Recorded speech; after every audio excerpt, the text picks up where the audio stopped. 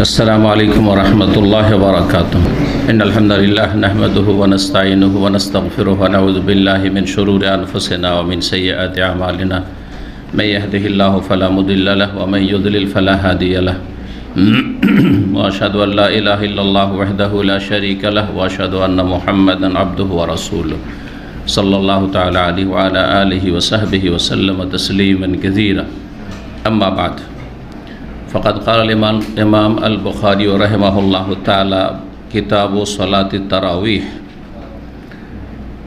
باب فضل من قام رمضان قال حدثنا يحيى بن بكير قال حدثنا الليث عن عقيل عن ابن شهاب قال أخبرنا أبو سلمة أن أبا هريرة رضي الله عنه قال سمعت رسول الله صلى الله عليه وسلم يقول لرمضان من قامه إيمانا واحتسابا غفر له ما تقدم من ذنبه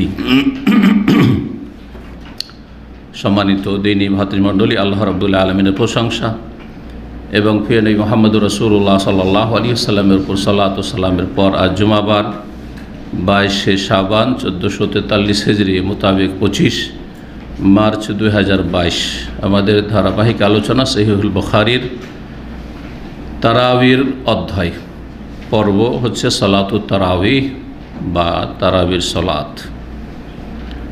এর পূর্বে আমরা সিয়াম সম্পর্কে ধারাবাহিক সহিহ বুখারী থেকে 13টি পর্বে কিতাবুস সওম শেষ করেছি আলহামদুলিল্লাহ।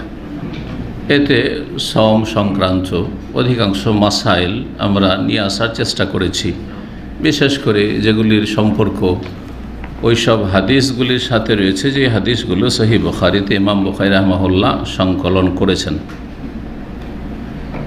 এখন আমাদের আজকের পর্ব হচ্ছে সালাতুত তারাবি, যেটি আজকে শেষ হয়ে যাবে। ছোট্ট পর্ব রয়েছে, একটি পর্বে ইনশাআল্লাহ তাআলা শেষ হবে। এরপরে সামনে আরেকটি আলোচনা রয়েছে, সেটা হচ্ছে লাইলাতুল কদরের পর্ব, সেটিও একটি পর্বে শেষ হবে।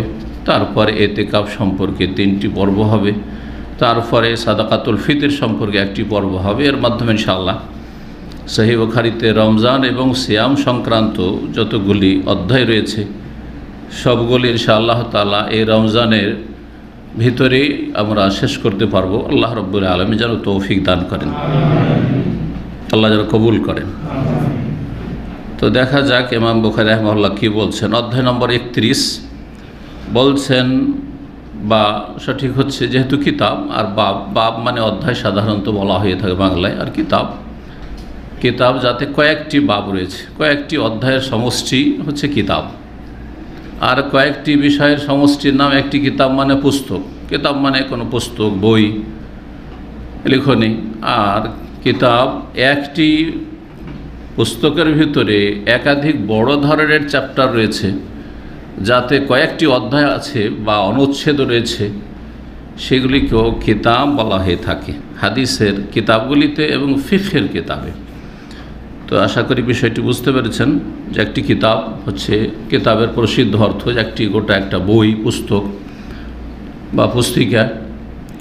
আর তারপরে একটি কিতাবের ভিতরে, যেমন সহিহ বুখারী, একটি কিতাবের ভিতরে আবার অনেকগুলি বড় ধরনের বিষয়বস্তু রয়েছে, সেগুলিকে কিতাব বলে আখ্যায়িত করেছেন। তার মানে তাতে বেশ কিছু অধ্যায় রয়েছে, সেটাও কিতাব। যেমন কিতাবুল প্রথম রয়েছে ওয়াহির পরেই রয়েছে কিতাবুল ঈমান, কিতাবুল ইলম, তারপরে কিতাবুল তাহারা, ওযু ইত্যাদি কিতাব করে। আর একটি কিতাব অর্থাৎ কিতাবের ভিতরে কিতাব বের আন্ডারে অনেকগুলি আবওয়াব রয়েছে, বাব বা অধ্যায় রয়েছে। এটা অধিকাংশ ফুকাহায়ে কেরাম অথবা মুহাদ্দিসিনে কেরামদের এটি হচ্ছে তাদের মানে লিখনের পদ্ধতি প্রাচীন যুগে সালাফদের ভিতরে। তারপরে আরেকটা তরিকা হচ্ছে কিতাব না লিখে আবওয়াব, যেমন তিরমিজিতে কিতাব নেই, আবওয়াবুস সালাত আন রাসূলিল্লাহ সাল্লাল্লাহু আলাইহি ওয়াসাল্লাম, বাবের অধ্যায় হচ্ছে আবওয়াব। তার মানে এতে অনেকগুলি বাব অধ্যায় রয়েছে, আবওয়াব। তো সেটা আরেকটা তরিকা। তো 31 নম্বর পর্বে বলছেন কিতাব ও সলাতি তারাবি। এই পর্ব হচ্ছে তারাবির সলাত সম্পর্কে, তারাবিহ সলাত সম্পর্কে। অধ্যায় নম্বর 1 বলছেন বাবু ফজলে মান কামা রমাদান। এই অধ্যায় হচ্ছে ওই ব্যক্তির ফজিলত সম্পর্কে যে রমজানের কিয়াম করবে, অর্থাৎ রমজানের যে তারাবি পড়বে, রমজানের যে তাহাজ্জুদ পড়বে, রমজানের রাতের যে নফল সুন্নত সালাত পড়বে।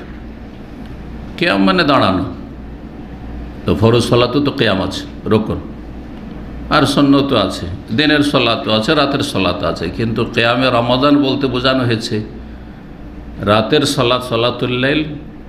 তো এর নাম শুধু কিয়ামে রমাদান বা কিয়ামুল লাইল কেন বলা হলো? গোটা বছরে যদি হয় 12 মাস, তাহলে ওর নাম হচ্ছে কিয়ামুল লাইল, রাতের সাথে সম্পৃক্ত সালাত।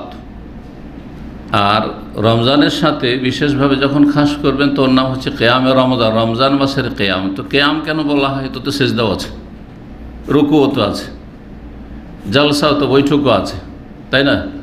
বাহ্যিক আমল আছে, বাচনিক আমল আছে, আভ্যন্তরীণ আমল আছে, সালাতে বহুমুখী ইবাদত আছে। তো শুধু কিয়াম কেন নামকরণ হয়েছে? এই জন্য যে নবী সাল্লাল্লাহু আলাইহি ওয়াসাল্লামের সুন্নাত এবং সাহাবায়ে কেরাম সালাফে সালেহিনের সুন্নাত আদর্শ হচ্ছে এই রাতের সালাতকে লম্বা করে পড়া, দীর্ঘ সময় ধরে দাঁড়িয়ে তেলাওয়াত করা। এমনকি কেউ দাঁড়িয়ে তেলাওয়াত করতে যদি অপারগ হয়ে যেত, ঘন্টার পর ঘন্টা দাঁড়িয়ে আছে এক রাকাতেই, অপারগ হয়ে যেত, তখন কিছুক্ষণ বসে তারপরে রুকুর আগে উঠে গিয়ে তখন আবার কিছুটা তেলাওয়াত করে অথবা উঠে গিয়ে তারপরে রুকুতে যেত। এইভাবেও নবী সাল্লাল্লাহু আলাইহি ওয়াসাল্লামের সুন্নাত দ্বারা প্রমাণিত। তো দীর্ঘ সময় ধরে যেহেতু তেলাওয়াত চলতে, এই সালাতগুলিতে রাতের এশা থেকে ফজর পর্যন্ত যে সালাতগুলি পড়া হয় অতিরিক্ত সালাতুল লাইল, এই জন্য এর নামকরণ হয়েছে কিয়ামুল লাইল।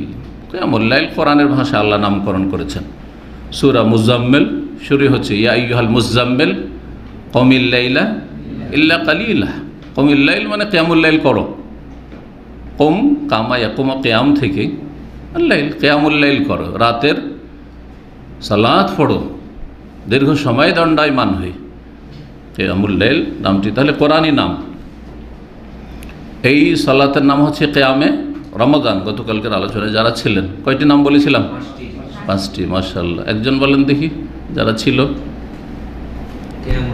কিয়ামুল লাইল, কিয়ামে রমাদান, সালাত তাহাজ্জুদ, তাহাজ্জুদ,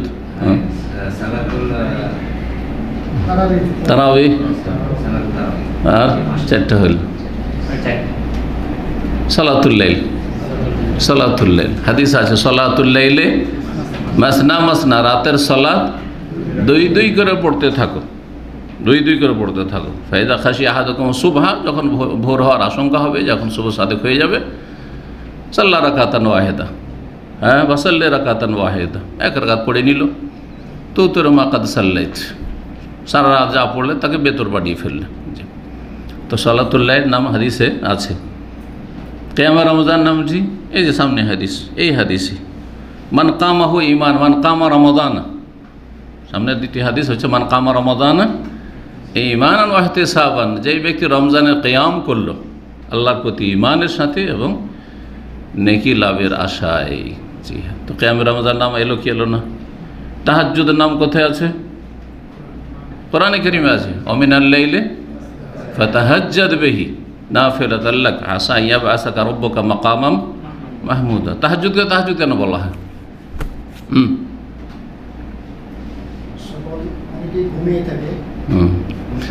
তাহাজ্জুদ মানে কি?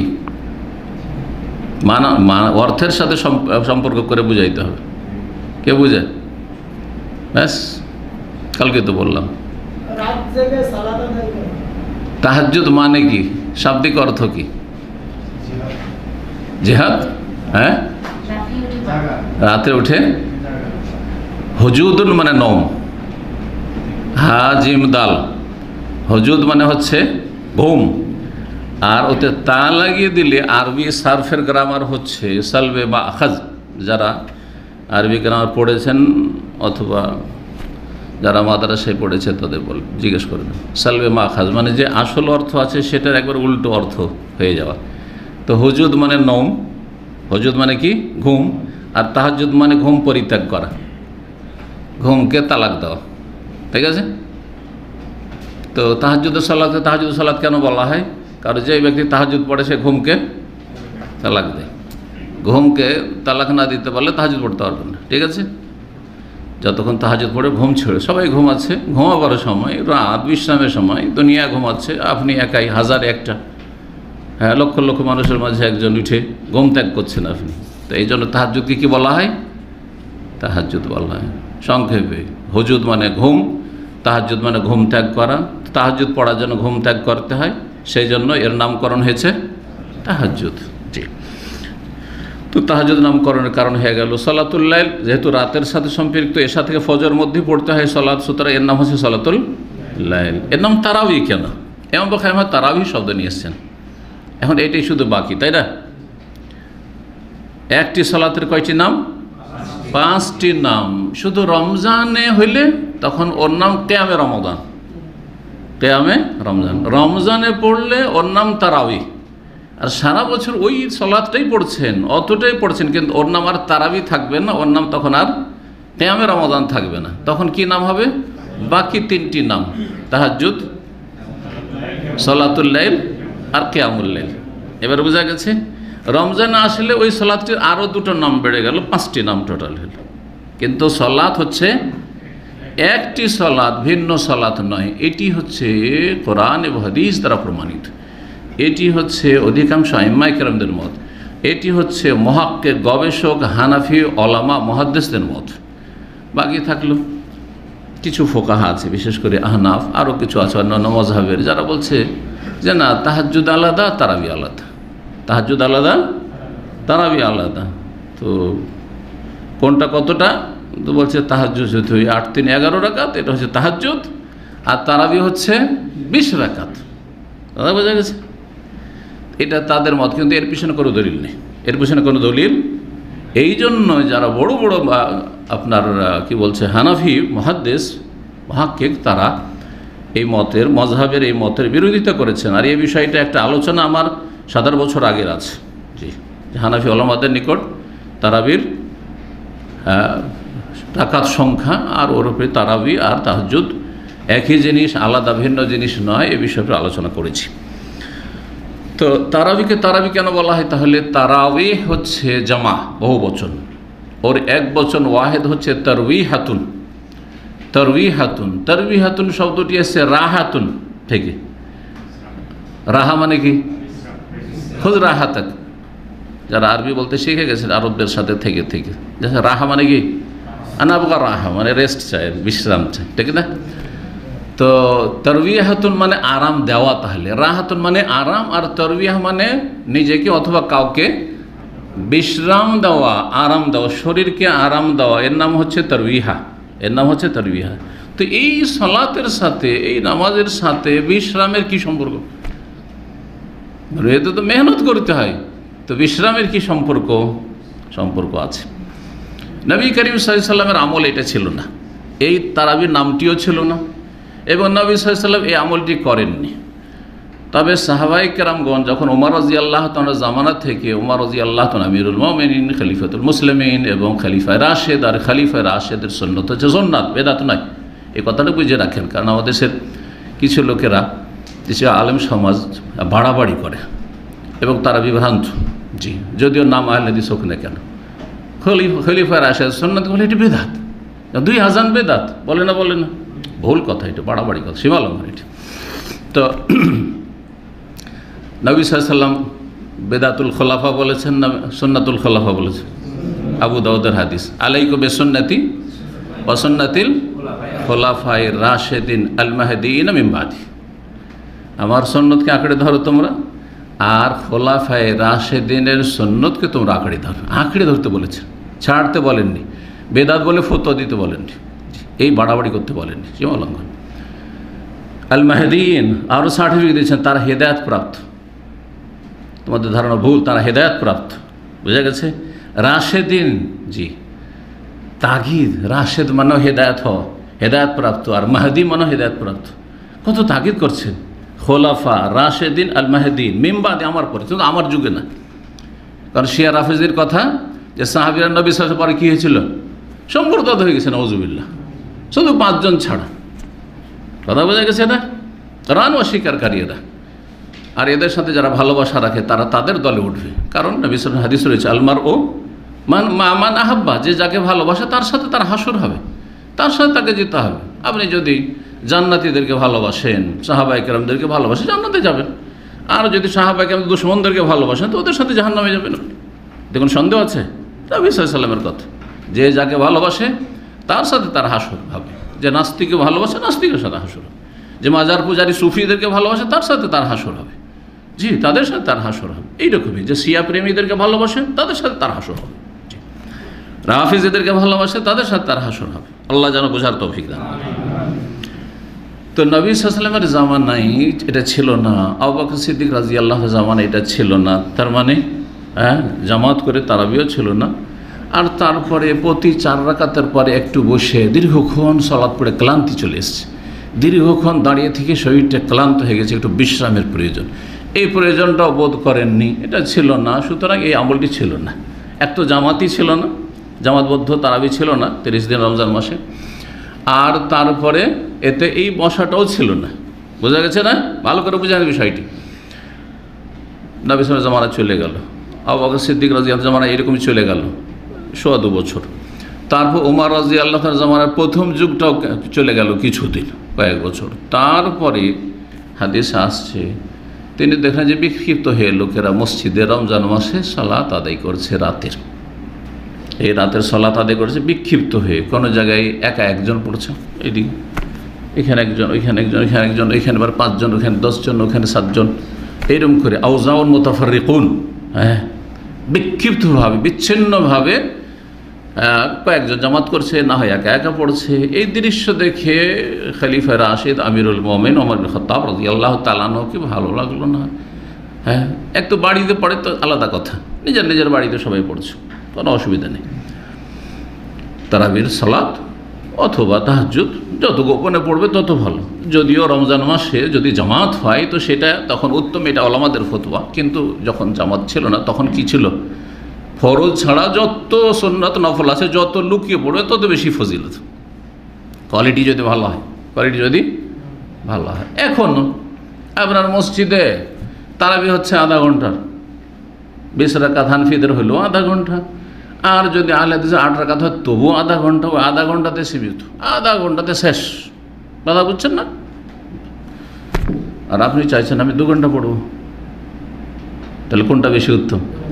2 ঘন্টা উত্তম, জামাত উত্তম নাই, বুঝে গেছে না? কিন্তু কোয়ালিটি ঠিক থাকতে হবে।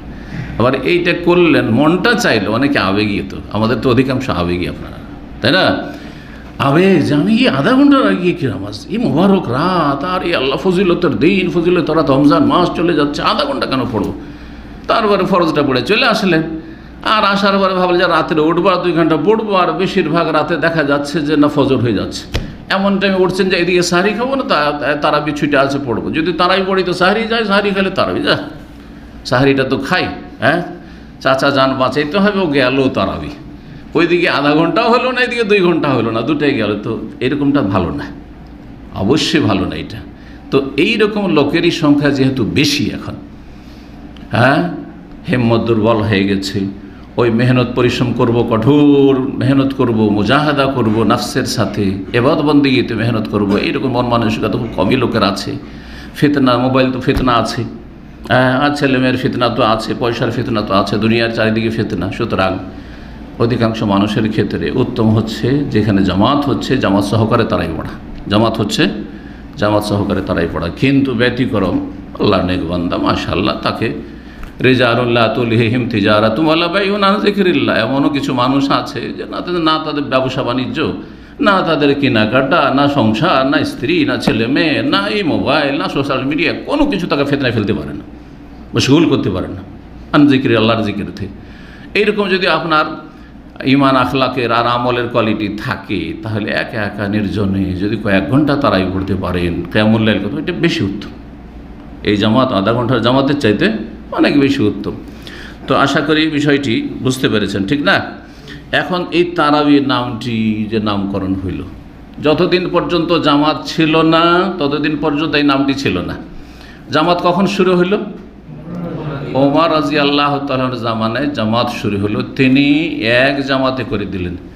নিজে ফরজ সালাতের ইমামতি করতেন। যত খোলাফা রাশেদিন ছিলেন সবাই কি করেছেন? ফরজ সালাতের ইমামতি করতেন না করতেন না? তারা দেশের ইমাম ছিলেন, মসজিদের ইমাম ছিলেন। এমনকি ওমাইয়া আমলে 132 হিজরি পর্যন্ত, এর আগেও বলেছি আপনাদেরকে, মনে আছে 132 পর্যন্ত তারা দেশের শাসনও করতেন, দেশেরও ইমাম, দেশেরও খলিফা, আর মসজিদেরও খলিফা, মসজিদের ইমাম। বোঝা গেছে না?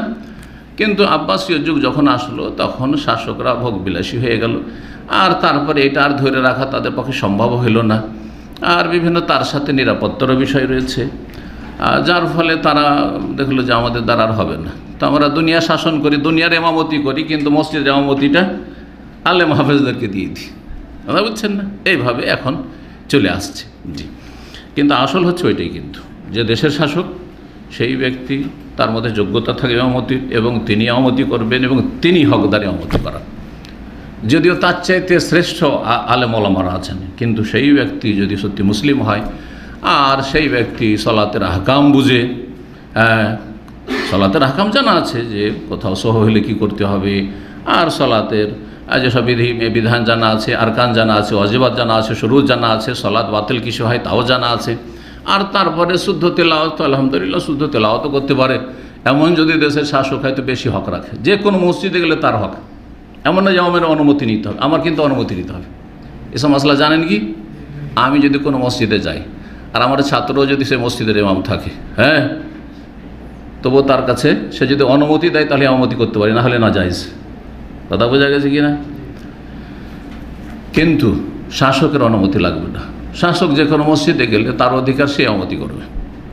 সে যদি বলে সেখানকার ইমামকে যে তোমাকে নিযুক্ত করি, তুমি পড়াও, তাহলে ঠিক আছে, ঠিক আছে।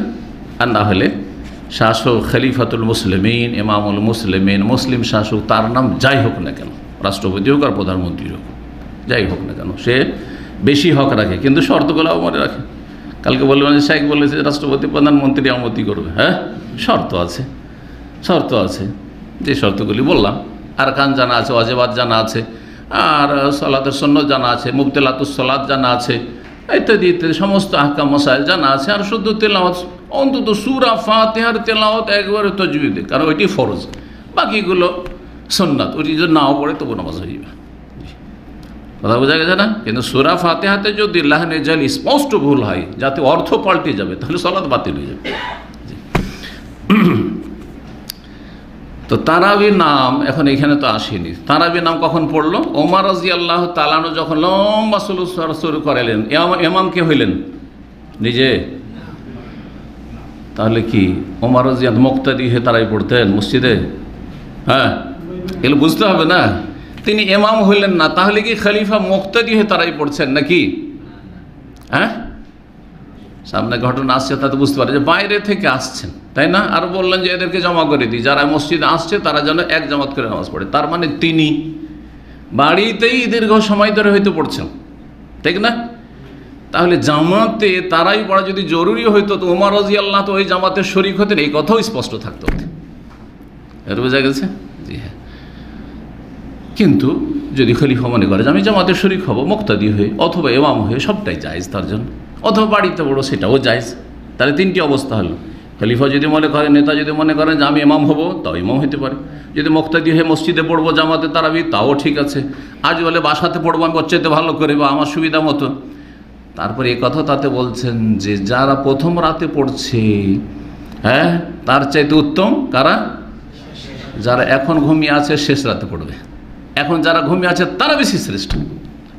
তাহলে বোঝা গেল যে কেউ যদি শেষ রাতে পড়ে বেশি, প্রথমে কিন্তু কোয়ালিটিটা ভালো হতে হবে, সময়টাও ভালো আর তার সাথে কোয়ালিটিটাও ভালো হতে হবে। যখন এই লম্বা তারাবি শুরু হলো উবাই বিন কাবের ইমামতিতে, আর মুয়াত্তাতে রয়েছে আরেকজন কারি, তার সহযোগী তামিমু দারি। কারি মানে শুধু কারি না আজকালকার মতো, কারি, হাফেজ এবং আলেমও ছিলেন তারা।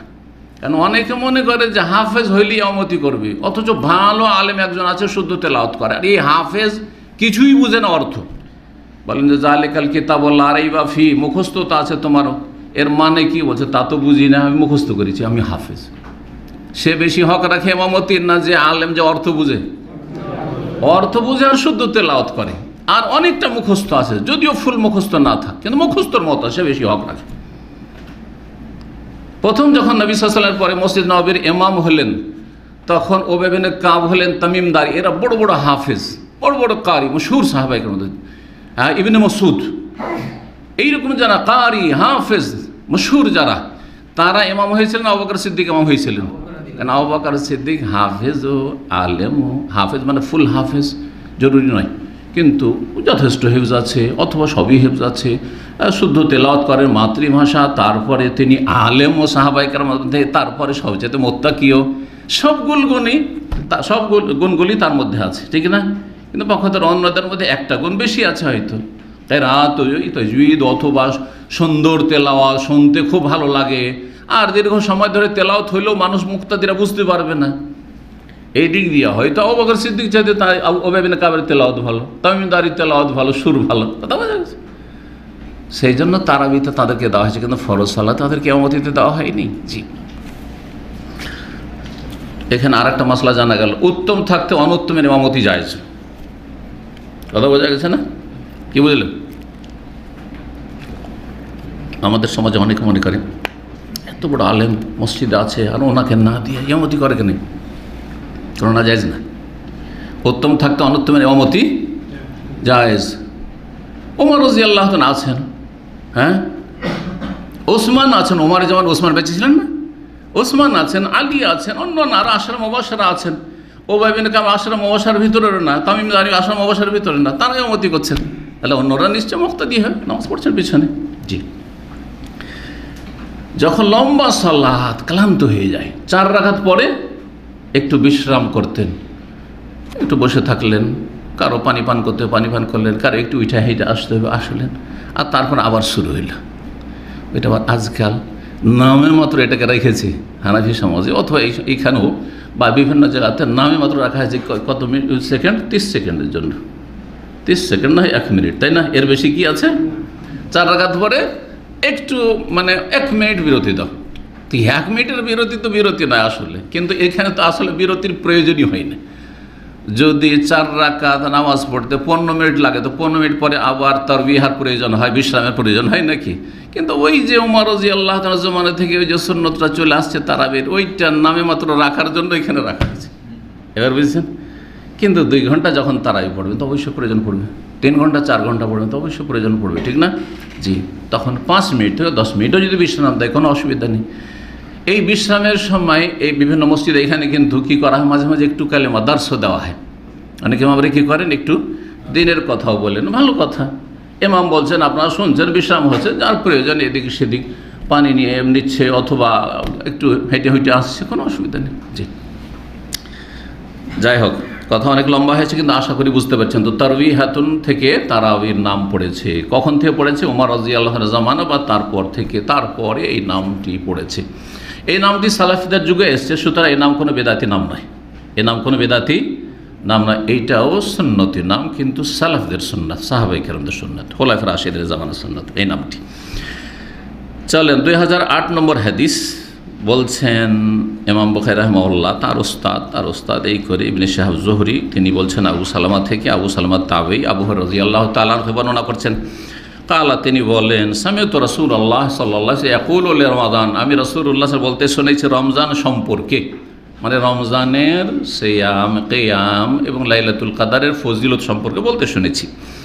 মান কামাহু ঈমানান ওয়া ইহতিসাবান গুফিরা লাহু মা তাকাদ্দাম মিন যামবিহি, যেই ব্যক্তি, মান কামাহু মানে মান কামা রমাদান, হু জামিরের মানে যা হচ্ছে রমাদান, মান কামা রমাদান, যেই ব্যক্তি রমজানের কিয়াম করবে, অর্থাৎ তারাবি পড়বে, রমজানের রাতে তারাবি পড়বে, ঈমান, আল্লাহর প্রতি ঈমানের সাথে, যে আল্লাহ রাব্বুল আলামিন আমাকে এই বিধান দিয়েছেন তার রাসূল সাল্লাল্লাহু আলাইহি ওয়াসাল্লামের মাধ্যমে, 5 ওয়াক্ত সালাত ফরজ, আর তারাবির সালাত হচ্ছে রাসূলুল্লাহ সাল্লাল্লাহু আলাইহি ওয়াসাল্লামের সুন্নাত। জি, রাসূলুল্লাহ আমাদেরকে দিয়ে গেছেন আল্লাহর প্রতি ঈমানের সাথে। আল্লাহর প্রতি ঈমান, যে আল্লাহর কাছে কিছু পাবো, আল্লাহ রাব্বুল আলামিন এটিকে পছন্দ করে, এই সালাতকে পছন্দ করেন খুব, এগুলি হচ্ছে ঈমানের অন্তর্ভুক্ত, বিশ্বাসের বিষয়, যার সম্পর্ক হৃদয়ের সাথে। ওয়াহতিসাবান, নেকির আশায়, তার সাথে নেকির আশা, মানে দুনিয়ার কোনো গরজ নাই, দুনিয়ার কোনো গরজ নয়, নিছক পার্থিব গরজ, যদি এমামতির বোঝা না থাকতো তারাই পড়তো না, নিছক গরজ দুনিয়ার। সে কিসের গরজে তারাই পড়ছে? এমামতির গরজে পড়ছে। অথবা মসজিদের কোনো দায়িত্বশীল, মসজিদের খাদেম, ক্লিনার, ওকে মসজিদে থাকতে হবে, ওকে যদি খুঁজে না পায় যে বেতন দেয়, তারা বিষয় তোকে দেখি না কেন, তো খবর আছে, তাহলে কিছু পাবে না, নাকি আশাই করে না। তাহলে অর্থাৎ এখানে কি শেখানো হয়েছে? ইখলাস শেখানো হয়েছে। ইবাদত কবুলের একটি গুরুত্বপূর্ণ প্রথম শর্ত হচ্ছে ইখলাস, তৌহিদ এবং ইখলাস আল্লাহর জন্য করা। লা নুরিদু মিনকুম জাযাআ ওয়ালা শুকরা, দুনিয়ার কোনো বদলা, কারো কৃতজ্ঞতা, কাউকে খুশি করা, কারো ভয়, এসব কিছু নেই। জি, দুনিয়ার গরজ মুক্ত হওয়া, নেকির আশায়। যদি নেকির আশায় আল্লাহর প্রতি ঈমানের সাথে কেউ যদি রমজানে কিয়াম তারাবি পড়ে, গুফিরা লাহু মা তাকাদ্দামা মিন যামবিহি, তার অতীতের গুনাহগুলি মাফ করে দেওয়া হবে। জি, এই হাদিসে শুধু একটি আমলের ফজিলত বলা হয়েছে, কিন্তু আরেকটি হাদিসে তিনটি বিষয় উল্লেখ করা হয়েছে।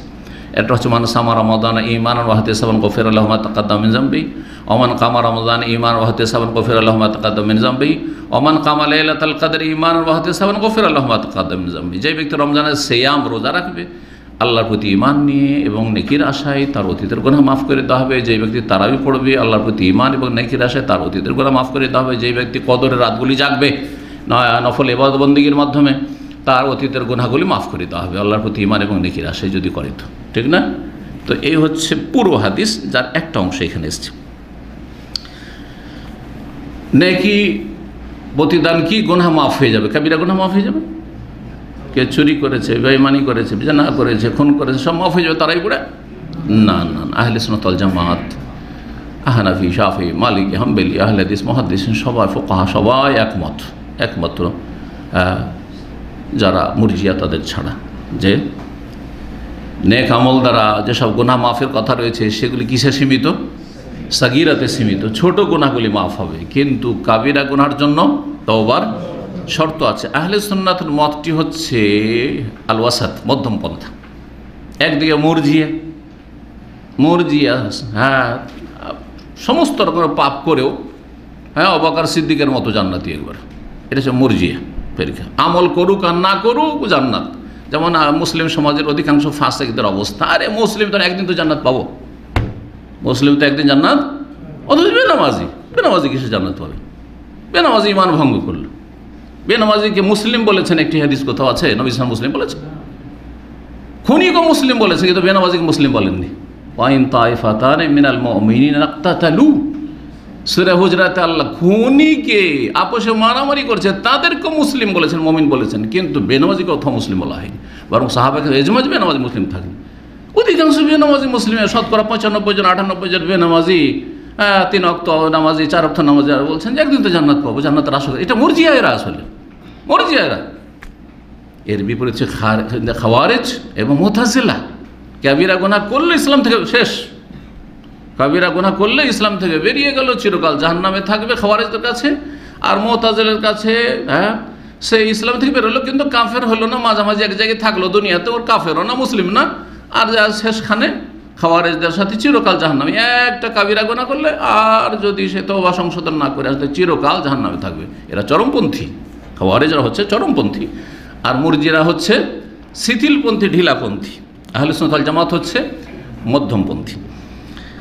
তো আল্লাহ যেন আমাদেরকে সমস্ত গুনাহ থেকে মুক্ত হওয়ার তৌফিক দান করেন। 2009 হাদিস আবু হুরায়রা রাদিয়াল্লাহু তাআলা আনহু বর্ণিত, বলছেন আন্না রাসূলুল্লাহ সাল্লাল্লাহু আলাইহি ওয়াসাল্লাম রাসূল বলেছেন, মান কামা রমাদান ঈমানান ওয়া ইহতিসাবান গুফিরা লাহু মা তাকাদ্দামা মিন যামবিহি। হাদিস ওইটাই।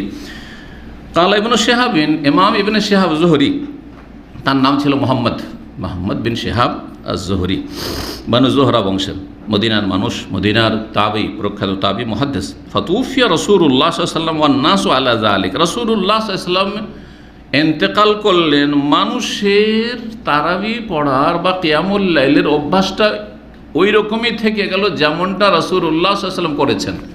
সেটা হচ্ছে যে নিজের বাড়িতে পড়ছে, আপন পড়ছে। নবী সাল্লাল্লাহু আলাইহি ওয়াসাল্লাম মাত্র 3 দিন মসজিদে এসেছেন, আর 3 দিন পড়েছেন, আর চতুর্থ দিন দেখলেন যে মসজিদ ফুল হয়ে গেছে, আর আসলেন না। হাদিস সামনে আসছে। এর উপরই থেকে গেল, মানে জামাত তারাবি মসজিদে হতো না, জামাত সহকারে তারাবি না মদিনার মসজিদে, না মক্কার মসজিদে, না কোনো জায়গায় কোথাও হইতো না, নবী সাল্লাল্লাহু আলাইহি ওয়াসাল্লাম হইতো না। জি, বলছেন যে নবী সাল্লাল্লাহু আলাইহি ওয়াসাল্লামের জামানায় ওইরকমটা থেকে গেল। সুম্মা কানাল আমরু আলা যালিকা ফি খিলাফাত আবি বকরিন রাদিয়াল্লাহু আনহু, তারপরে এই রকমটাই থেকে গেল আবু বকর সিদ্দিক রাদিয়াল্লাহু তাআলা আনহুর খেলাফত আমলেও।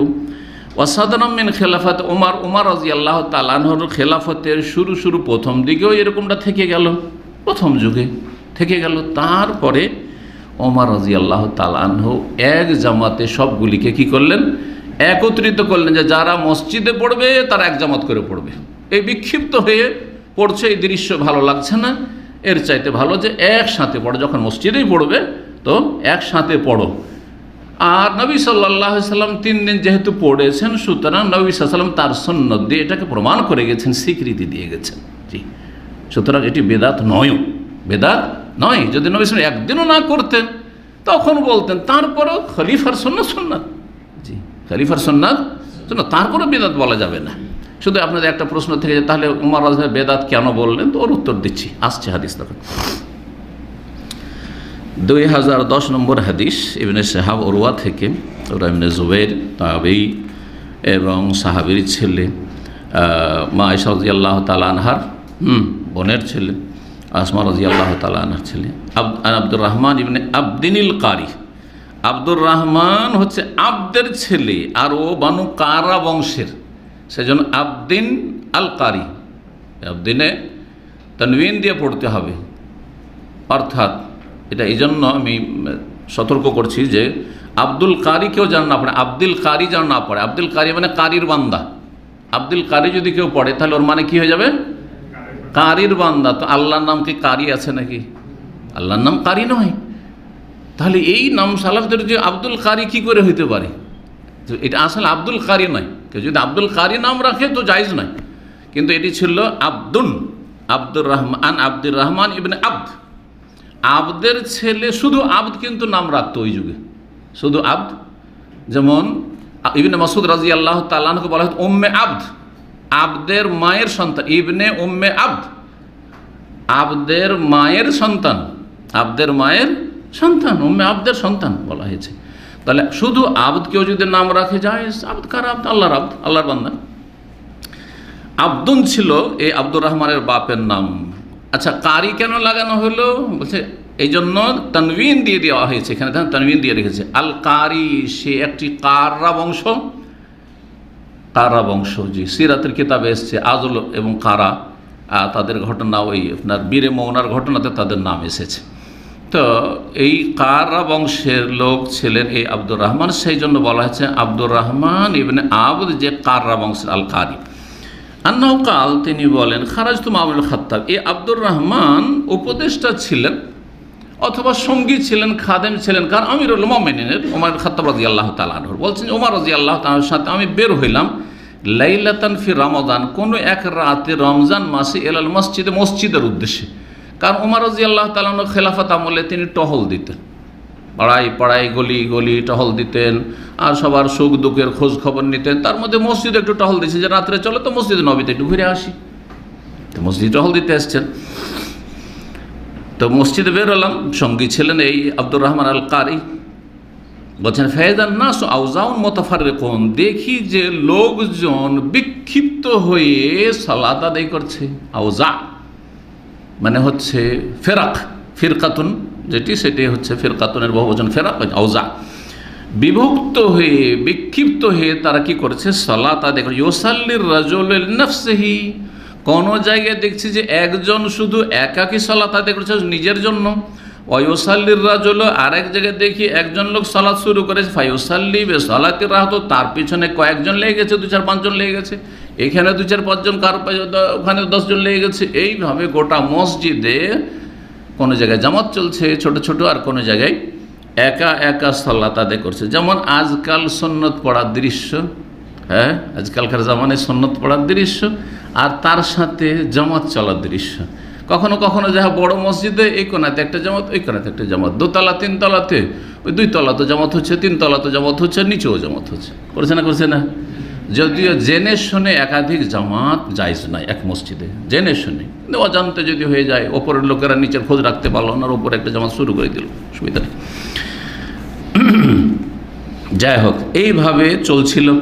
ফাকালা উমর রাদিয়াল্লাহু তাআলা এই দৃশ্য দেখে পছন্দ করলেন না, কেন এই বিক্ষিপ্ত মুসলিমরা এখানে আল্লাহর ঘরে তো কেমন লাগছে যেন। বলছে এমনি আমার মত হচ্ছে, আমি দেখছি মানে আমার মত, এখান থেকে রায়, আরা থেকে রায় মানে হচ্ছে মত। আমার মত হচ্ছে লাউ জামাতু হাউলা আলা কারিন ওয়াহিদ, এদেরকে যদি আমি একত্রিত করে দিই একজন ইমামের পেছনে, একজন কারি মানে একজন ভালো কিরাত করে এমন ইমামের পেছনে, লাকান আমসাল, তাহলে লাকান আমসাল মানে আফজাল, তাহলে এটা বেশি উত্তম হয়, বেশি ভালো। এরকম বিক্ষিপ্তভাবে এই তাহাজ্জুদ বা তারাবি আদায় করার চাইতে একসাথে করে দিলে এটি বেশি উত্তম হয়।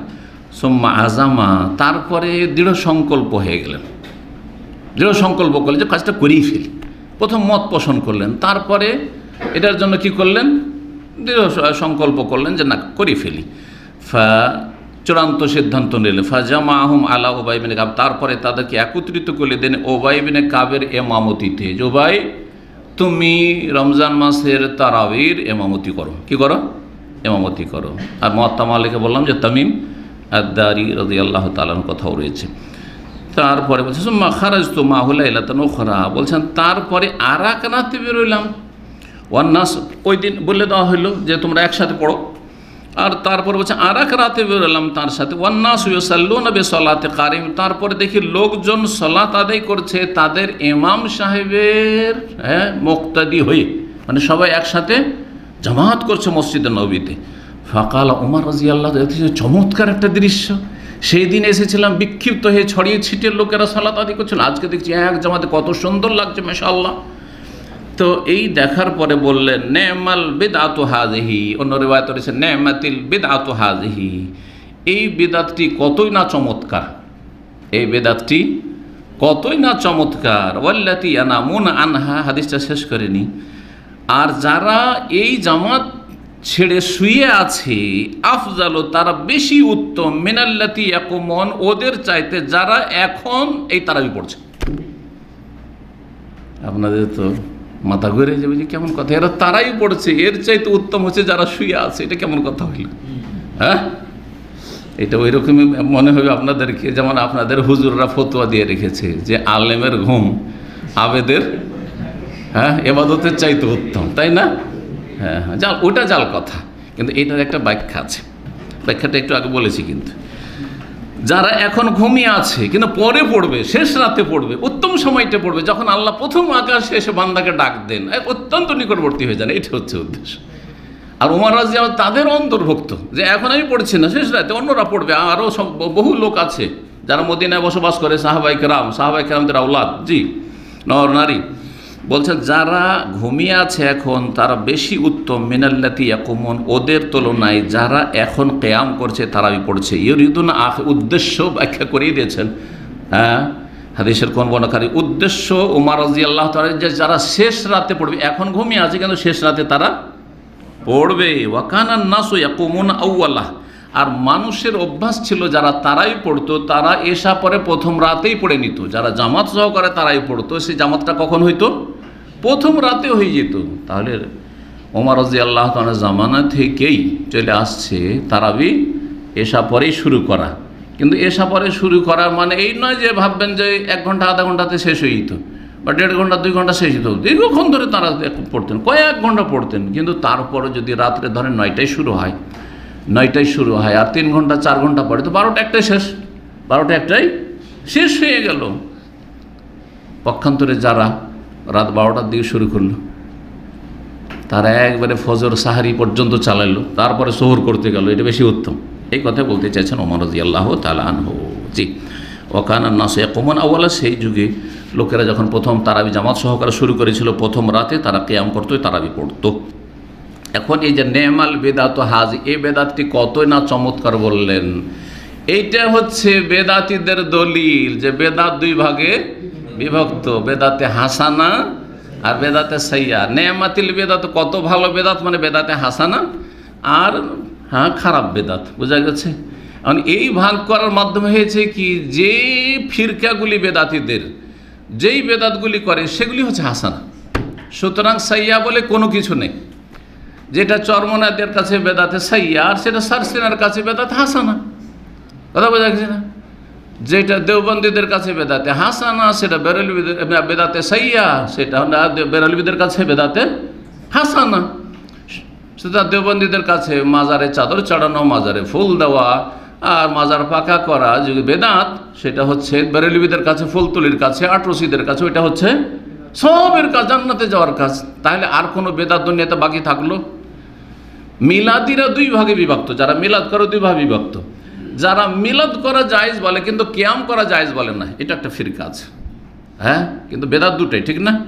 যারা মিলাদ করে কিন্তু কিয়াম না জায়েজ বলে, যে মিলাদ করা হচ্ছে বেদাতে হাসানা আর কিয়াম করা হচ্ছে বেদাতে সাইয়া। কিন্তু যারা মিলাদ কিয়াম দুটাই করে তারা বললে যে দুটাই হচ্ছে হাসানা। তাহলে এমন কোনো বেদাত দুনিয়াতে থাকলো খারাপ বেদাত? খারাপ বেদাত বলে কিছু নেই। তাহলে এবার বোঝা গেছে না? তো এই ওমর রাদিয়াল্লাহু আনহু একটা কথা দলিল হবে না, নবী সাল্লাল্লাহু আলাইহি সাল্লামের বহু হাদিস দলিল হবে। কোনটা দলিল হবে? নবী সাল্লাল্লাহু আলাইহি সাল্লাম। নবী সাল্লাল্লাহু কি বলেছেন? সুন্নতি খুতবা, যেটা প্রতিটি খুতবায় পড়তেন, যে কোনো প্রয়োজনে পড়তেন, খালি জুমার ঈদে নয়, হ্যাঁ, আর বক্তব্যের সময় নয়, যে কোনো একটা আলোচনা শুরু করলে, যোগটা একটা কথা বলতে শুরু করলেন, একটা বিষয় 2-4-5 মিনিটে, তখন কি করতেন? খুতবাতুল হাজা পড়তেন। কি বলতেন তাতে? ফাইনা খায়রাল হাদিস কিতাবুল্লাহ ওয়া খায়রাল হাদি হাদি মুহাম্মদ সাল্লাল্লাহু আলাইহি ওয়াসাল্লাম ওয়া শাররাল উমুরি মুহদাসাতুহা কুল্লু মুহদাসাতিন ওয়া কুল্লু, প্রত্যেক নতুন কাজ যেটা ধর্মীয় বিষয় করা হয় সেটা হচ্ছে বিদআত। তাহলে কুল্লা সব, ওয়া কুল্লু বিদআতিন, আর প্রত্যেক বিদআত হচ্ছে গুমরাহি, প্রত্যেক বেদাত গুমরাহি। এ কথা বলছেন না যে কিছু বিদআত হচ্ছে গুমরাহি আর কিছু বিদআত হচ্ছে সবের কাজ হাসানা, বলেছেন? এমন করে দলিল আছে? আরও আবু দাউদের হাদিস, যেটা ওই যে আলাইকুম বিসুন্নতি ওয়া সুন্নাতুল খুলাফায়ে রাশিদিনের হাদিস, তাতে কি রয়েছে? ওয়া ইয়াকুম মুহদাসাতিল উমুর, তোমরা নিজেদেরকে সাবধান সাবধান দূরে রাখবে নতুন নতুন কাজ থেকে। ফাইন্না কুল্লা মুহদাসাতিন বিদআ, কারণ প্রত্যেক নব আবিষ্কৃত কাজ যেটা ধর্মীয় বিষয় হয়ে থাকে, করে থাকে, সেটি হচ্ছে বিদআ। ওয়া কুল্লু বিদআতিন দালালা, প্রত্যেক বেদাত গুমরাহি। আর কি নেবেন? তাহলে বেদাতের কোনো ভাগ নেই। তবে খোলাফায়ে রাশেদিনের যুগে যেগুলো নতুন কোনো কাজ শুরু হয়েছে সেগুলি বেদাত নয়, সেগুলি হচ্ছে সুন্নাত। তো ওমর রাদিয়াল্লাহু তাআলা সুন্নাত না বলে বলতেন যে নেমাস সুন্নাতু হাযিহি, নেমাতি সুন্নাতু হাযিহি বললেন না কেন? নেমাতুল বিদআ কেন বললেন? জি, এটি উলামায়ে কেরামরা তার উত্তর দিয়েছেন যে বিদআতের একটা শাব্দিক অর্থ রয়েছে, লুগাবি অর্থ, আবিধানিক অর্থ রয়েছে, আর একটি হচ্ছে পারিভাষিক অর্থ। তো শাব্দিক অর্থে বলেছেন বেদাত মানে কি? নব আবিষ্কৃত, নতুন যেটা তরিকা বা নতুন কিছু একটা, নতুন কিছু যদি একটা হয় সেটার নাম কি? বেদাত। তো এই যে একসাথে সবাইকে জমা করে দিলাম, একজন পড়াচ্ছে আর বাকিরা সব মুক্তাদি হয়ে গোটা মাস ধরে 30 দিন তারাবি পড়ছে, এটি একটা নতুন পদ্ধতি আমি চালু করে দিলাম। নবী সাল্লাল্লাহু আলাইহি ওয়াসাল্লাম এই 30 দিন করেনি, মাত্র 3 দিন করেছেন। এই জিনিসটা খুব সুন্দর, এটা হচ্ছে খুব সুন্দর। শাব্দিক অর্থে বলেছেন, আবিধানিক অর্থে বলেছেন, শারঈ অর্থে বলেননি। কারণ শারঈ অর্থে মানে বা পারিভাষিক অর্থ মানে যে বেদাতের সংজ্ঞা, তাহলে দেখতে হবে বেদাতের সংজ্ঞা কি? নবী সাল্লাল্লাহু আলাইহি সাল্লাম থেকে যা প্রমাণিত নয়, আর সেটাকে যদি ধর্ম দিন বলে করেন, সওয়াবের আশায় করে, সেটার নাম কি? বেদাত। তো এই তারাবি কি নবী সাল্লাল্লাহু আলাইহি ওয়াসাল্লাম থেকে প্রমাণিত নয়? জামাত করা প্রমাণিত নয়?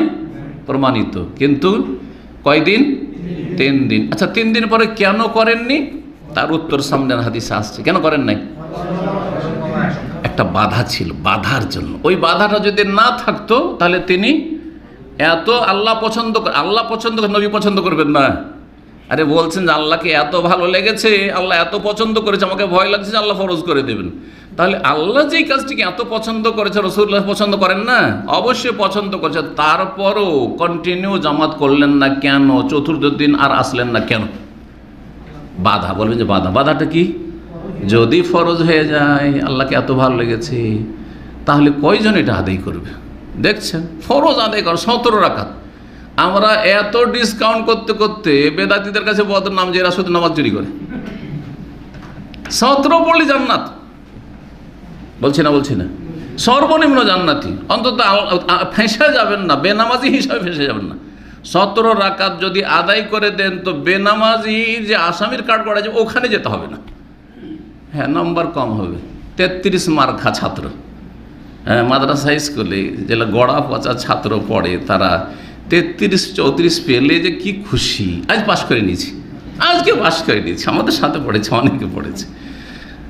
আর যারা আমাদের মতো ছিল, 1টা নম্বর 2টা নম্বর যদি কম হয়ে গেছে, একটু ভুল হয়ে গেছে, ওরে সারা দিন মনে হচ্ছে উফ, মন বিষিয়েছে, কষ্ট পেয়েছি, কি করলাম, 1টা নম্বর কেটে গেল, আছে এই 2টা নম্বর কেটে গেল, ঠিক কিনা? তো ঠিক ওই রকমই আপনারা মুসলিম সমাজ, সর্বনিম্ন মুসলিম থাকতে চান তো 17 আদায় করেন। আর যদি একটু ভালো কোয়ালিটির মুসলিম হব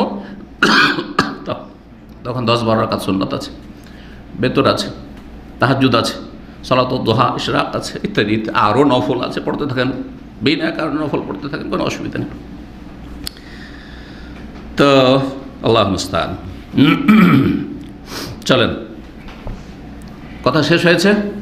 হ্যাঁ, নবী সাল্লাল্লাহু আলাইহি ওয়াসাল্লাম 3 দিন পড়েছে, সুতরাং এটি বিদআত নয়। তাহলে বিদআত যে বলেছেন ওমর রাদিয়াল্লাহু তাআলা আনহু, সেটা শাব্দিক অর্থে বলেছেন, সেটা পারিভাষিক অর্থে বা শরঈ ভাষায় তিনি বলেন নাই। জি, কারণ খোলাফায়ে রাশেদিনের সুন্নত বা নতুন কিছু করলে সেটি সুন্নাত, সেটি বিদআত নয়। এটাও আমাদের কাছে স্বীকৃত, এটাও আমাদের কাছে স্বীকৃত এবং প্রমাণিত। কার কথার ভিত্তিতে? নবী সাল্লাল্লাহু আলাইহি ওয়াসাল্লামের কথার ভিত্তিতে, ওয়া সুন্নাতুল খোলাফা। জি, 2011 নম্বর হাদিস, মা আয়েশা রাদিয়াল্লাহু তাআলা আনহা বর্ণিত, তিনি বলছেন, জওজেন নবী সাল্লাল্লাহু আলাইহি ওয়াসাল্লাম সহধর্মিনী, আন্না রাসূলুল্লাহ সাল্লাল্লাহু রাসূলুল্লাহ সালাত আদায় করলেন, মানে রাতের সালাত তারাবি আদায় করলেন, যালিকা ফি রমাদান, রমজান মাসে। কিন্তু একেবারে সংক্ষেপ করে দেওয়া হয়েছে, কয়দিন আদায় করলেন, হ্যাঁ, কীভাবে আদায় করলেন, আর বাকি দিনগুলো বাড়িতে নিয়মিত পড়েছেন, এতগুলি কথা আছে। চলেন, সামনে আসছেন 2012 নম্বর হাদিস, মা আয়েশা রাদিয়াল্লাহু তাআলা আনহা থেকে উরওয়া বর্ণনা করছেন, বলছে, আন্না রাসূলুল্লাহ খারাজা লাইলাতান মিন জাওফিল লাইলি, রাসূলুল্লাহ সাল্লাল্লাহু আলাইহি ওয়াসাল্লাম এক রাতে, গভীর রাতে বের হলেন। জৌফ মানে পেট, জৌফ পেটকে বলা হয়। জাওফিল লাইলে মানে গভীর রাতে, বেশি রাত হওয়ার পরে, ধরেন 11টা-12টা হয়ে গেছে, মানুষ প্রায় ঘুমিয়ে যাওয়ার মতো এই সময়টা বেরিয়েছেন, অথবা 12টা-1টা হয়ে গেছে, এই সময় আর কি। ফাসাল্লা ফিল মসজিদে, মসজিদে গিয়ে সালাত আদায় করলেন। তাহলে অন্যান্য দিনে কি করতেন? বাড়িতেই আদায় করতেন। গোটা বছর যে তারাবি পড়ছেন, তাহাজ্জুদ পড়ছেন, ওইটাই এখন নাম যাই দেন না কেন, ওই নামাজটা পড়ার জন্য, ওই সালাতটা পড়ার জন্য মসজিদে গেলেন। তাহলে বোঝা গেল, কেউ যদি তাহাজ্জুদ পড়ে অভ্যস্ত হয় আর মাঝে মাঝে মসজিদে গিয়েও তাহাজ্জুদ পড়ে তো কোনো অসুবিধা নেই। ব্যাস লোক দেখানোর নিয়ত না আসে, শয়তান সুযোগ না নেই। আর যত গোপন মসজিদের চাইতে বাড়িতে পড়লে বেশি নেকি পেতেন বাসায় পড়লে, যদি বাসায় তো এরকম পরিবেশ থাকে। অনেকের বাসায় পরিবেশ আছে, অনেকের বাসায় পরিবেশ নেই। আপনারা অনেকে যে ব্যাচেলার থাকছেন, সালাত পড়ার মতো জায়গা নেই, জি, ভালো এরকম পরিবেশ নেই, ধরেন আশেপাশে সিগারেটের গন্ধ, অথবা পরিবেশও নেই, পড়ার মতো জায়গা নেই, লাইট জ্বালানো যাবে না, কোন রকম করে রুম থেকে বেরোতে হবে, সব বেনামাজিরা পাল এখানে বাস করে, ঠিক আছে। আর তাহাজ্জুদ পড়বেন আপনি, তাহলে মসজিদে চলে আসেন, কোনো অসুবিধা নেই। আপনার নিয়ত ভালো যে আমি ভালো করে ভালো পরিবেশে আমি তাহাজ্জুদটা পড়বো, কিন্তু বাড়িতে ভালো পরিবেশ আছে, মাশাআল্লাহ, বাড়ি আপনার নির্জনে রুম আছে, সেখানে যেভাবে ইবাদতবন্দি করে মানুষের সামনে এসে করবেন, আরও 2-4 জন হয়তো আছে, মসজিদ আছে, আর আপনি তাহাজ্জুদ পড়ছেন, যদিও জায়েজ, কিন্তু এটা অত উত্তম নয় যত উত্তম নির্জনে সুন্নত নফল বা তাহাজ্জুদ পড়লেন। তাহাজ্জুদ তো রাসূলুল্লাহ সাল্লাল্লাহু গভীর রাতে বেরোলেন এক রাত, ফাসাল্লা ফিল মসজিদে সালাত আদায় করলেন। ওয়াসাল্লা রিজালুন বিসসালাতি, কিছু লোক জানতে পেরে নিয়েছেন, আছেন কিছু আল্লাহর বান্দা জিগা আছেন সাহাবায়ে কেরামদের, তারা তার সালাতে ইক্তেদা করে জামাতে অল্প কিছু লোক পড়লেন। সেদিন প্রথম দিন ছিল। ফাসবাহান নাসু, সকাল হইল। ফাতাহাদ্দাসু, আপোষে গল্প শুরু হইল যে আজকে রাসূলুল্লাহ সাল্লাল্লাহু আলাইহি ওয়াসাল্লাম রাত 12টা-1টার দিকে অথবা 11টার দিকে চলে এসেছেন, আর তিনি সালাত শুরু করেছেন, তখন আমরা পিছনে লেগে গেছিলাম, আরে তোমরা গিয়েছো তো আমরা যাব, আজকের তো আমরা যাব। লোক সংখ্যা বেড়ে গেল। ফাজতামা আকসার মিনহুম, তার চাইতে বেশি সংখ্যায় লোকেরা জমা হয়ে গেল। ফাসাল্লা, নবী সাল্লাল্লাহু আলাইহি ওয়াসাল্লাম দ্বিতীয় রাতে সালাত আদায় করলেন। ফাসাল্লাউ মাহু, তার সাথে অন্যরাও যারা হাজির হয়েছিল তারাও সালাত আদায় করলো। নিষেধ করলেন, জামাত করলেন না? করলেন না, চলো হাজির হয়েছে জামাত। ফাসবাহান নাস, সকাল হইল লোকজনের। ফাতাহাদ্দাসু, আপোষে গল্প করা শুরু করলো একে অপরের সাথে। কথাবার্তা বলল। ফাকাসুরা আহলুল মসজিদে, মসজিদের মুসল্লির সংখ্যা বেড়ে গেল। মিনাল লাইলাতি সাল, তৃতীয় রাতে আরও সংখ্যা বেড়ে গেল। ফাখারাজা রাসূলুল্লাহ সাল্লাল্লাহু আলাইহি ওয়াসাল্লাম, রাসূলুল্লাহ তৃতীয় রাতও বের হইলেন। তারপরে বলছেন যে ফাসল্লিয়া বিসলাতিহি, তার সালাতের ইক্তেদা করে যারা ছিলেন উপস্থিত তারা সালাত আদায় করলেন, মানে তারাবির সালাত পড়লেন, রাতের সালাত পড়লেন। ফালাম্মা কানাতিল লাইলাতুর রাবিয়া, এখন তো গোটা মদিনে খবর পৌঁছে গেছে। হ্যাঁ, ধীরে ধীরে খবর ঘরে ঘরে পৌঁছে গেছে। চতুর্থ রাত যখন আসলো, আজেজাল মসজিদ আন আহলিহি, মসজিদের যারা মুসল্লি সংখ্যা বা যারা উপস্থিতি তাদের কে সামলাতে পারছে না, মানে মসজিদে জায়গা হচ্ছে না, একবারে ভিড় ভাড় হয়ে গেছে। এত আগ্রহ নিয়ে মানুষ হাজির হয়েছে যে রাসূলুল্লাহ সাল্লাল্লাহু আলাইহি ওয়াসাল্লামের পেছনে এই গভীর রাতে আমরা কি করব, কিয়ামুল লাইল পড়বো, সালাতুল লাইল পড়বো, তারাবি পড়বো। মসজিদের সংকুলন হচ্ছে না। হাত্তা খারাজা লিসালাতুস সুবহি, রাসূলুল্লাহ সাল্লাল্লাহু আলাইহি ওয়াসাল্লাম বেরোলেন না। দেখতে পাচ্ছেন কিন্তু, কারণ নবী সাল্লাল্লাহু দূরে ছিলেন নাকি না, একটা কাপড়ের পর্দা একটু উঠেলি, মা আয়েশার ঘর থেকে একটু উঠেলে দেখতে পাওয়া যাচ্ছে যে রওজা, যে রিয়াজুল জান্নাহ, সেই একটু পর্দা উঠালে দেখতে পাওয়া যাচ্ছে। তার পাশে অন্যান্য যারা আজওয়াজ মুতাহহারাতের লাইন ধরে যে কিসমুন নেসা যে চলে গেছে, মা আয়েশা রাদিয়াল্লাহু আনহার কবর, নবী সাল্লাল্লাহু আলাইহি ওয়াসাল্লামের কবর যেটা, মা আয়েশার রুম সেটা, আর সেখান থেকে কিন্তু লাইন ধরে এভাবে দেখাইতে হবে, কারণ কেবলার দিকে তো নয়।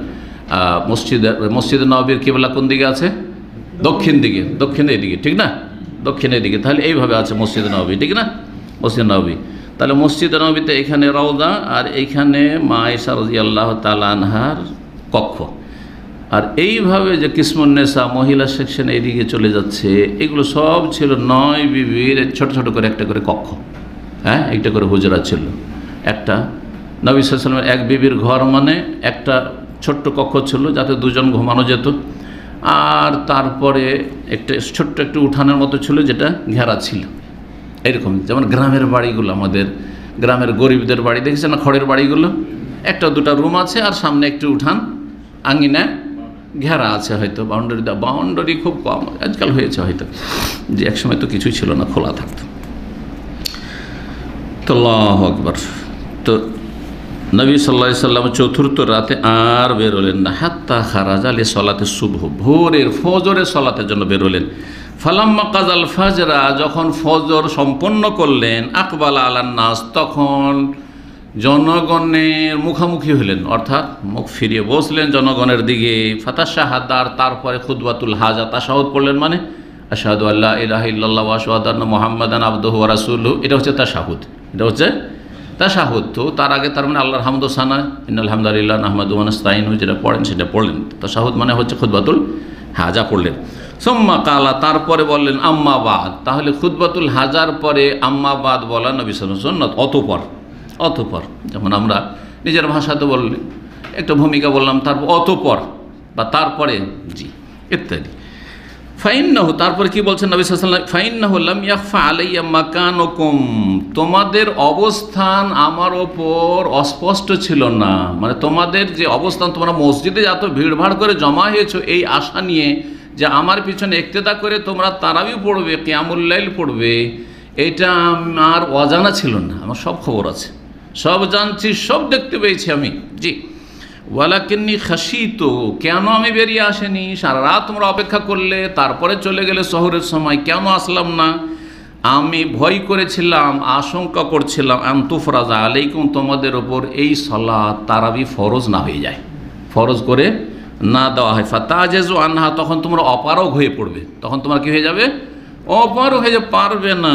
ফাতুফিয়া রাসূলুল্লাহ সাল্লাল্লাহু আলাইহি ওয়াসাল্লাম ওয়াল আমরু আলা যালিক, রাসূলুল্লাহ সাল্লাল্লাহু আলাইহি ওয়াসাল্লাম এই অবস্থাতে ইন্তেকাল করে গেলেন, মানে 30 দিনের জামাত করলেন না, ওই 3টা দিন পড়ালেন আর পড়লেন না, ওইভাবেই চলতে থাকলো। মানুষ নিজের নিজের বাড়িতে বা কেউ মসজিদে আসে পড়ে, এইভাবে চলতে থাকলো। আবু বকর সিদ্দিকের জামানায়ও চলতে থাকলো, আগের হাদিসটাকে মিললেন। তারপরে উমর রাদিয়াল্লাহু তাআলা শুরুতে কিছুদিন এরকম চলতে থাকলো, তারপরে প্রতিদিনের জামাত কায়েম করে দেওয়া হলো।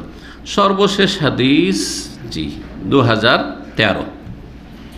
এতক্ষণ পর্যন্ত যেগুলি আমরা আলোচনা করলাম সেগুলিতে প্রথম একটু আমরা দেখে নিই, পর্যালোচনা করি। প্রথম হাদিসে ছিল কি, প্রথম দুটি হাদিসে যে এই তারাবি ফজিলত, তারাবির ফজিলত, মহত্ব, গুণাগুণ কি পাবেন আপনি। তারপরে তারাবি একা একা মানুষ পড়তো বা দু চারজন একসাথে হয়ে গেল, পড়লো, চলো তুমি ইমামতি করো, আমরা তোমার পিছনে পড়ছি, এভাবে বিক্ষিপ্ত হয়ে পড়তো, কেউ বাড়িতে কেউ মসজিদে এইভাবে পড়তো, বা জামাত 30 দিন ছিল না। কখন এটা শুরু হইল জামাত সহকারে? ওমর রাদিয়াল্লাহু তাআলা জামানে ওমর রাদিয়াল্লাহু তাআলা শুরু করলেন, উবাই ইবনে কাবের ইমামতিতে শুরু করলেন। সেটা জানলাম আমরা তৃতীয় হাদিস দিয়ে। তারপরে জানতে পারলাম যে শুধু ওমর রাদিয়াল্লাহু তাআলা শুরু করলেন এই তারাবি, নাকি রাসূলুল্লাহ সাল্লাল্লাহু আলাইহি ওয়াসাল্লাম জামাত করে তারাবি পড়েছেন, পড়িয়েছেন, এটাও জানতে পারলাম। সেটা জানলাম যে নবী সাল্লাল্লাহু আলাইহি ওয়াসাল্লাম 3 দিন জামাত করে পড়েছেন আর পড়িয়েছেন, ইমামতি করেছেন, আর বাকি দিনগুলো করেননি। কেন করেননি? যদিও সেটা উত্তম ছিল, এই আশঙ্কায় যে যদি ফরজ হয়ে যায়, আর আল্লাহ না করে ফরজ হয়, ফরজ হলে মুশকিল হয়ে যাবে আমার উম্মতের জন্য। আর উম্মতের জন্য তিনি বিল মুমিনিনা রাউফুর রাহিম, অত্যন্ত স্নেহশীল ছিলেন, দয়ালু ছিলেন রাসূলুল্লাহ সাল্লাল্লাহু আলাইহি ওয়াসাল্লাম, রাহমাতুল লিল আলামিন। তারপরে এখন বাকি থেকে যে আচ্ছা তারাবি তো জানলাম, তারাবির প্রেক্ষাপট জানলাম, ইতিহাস জানলাম, সব কিছু জানলাম, আর তারপর এই তারাবির রাকাত সংখ্যা কত? তারাবির রাকাত সংখ্যা কত? রাকাত সংখ্যা কত? এখন এইটাই কত জেনে নেন।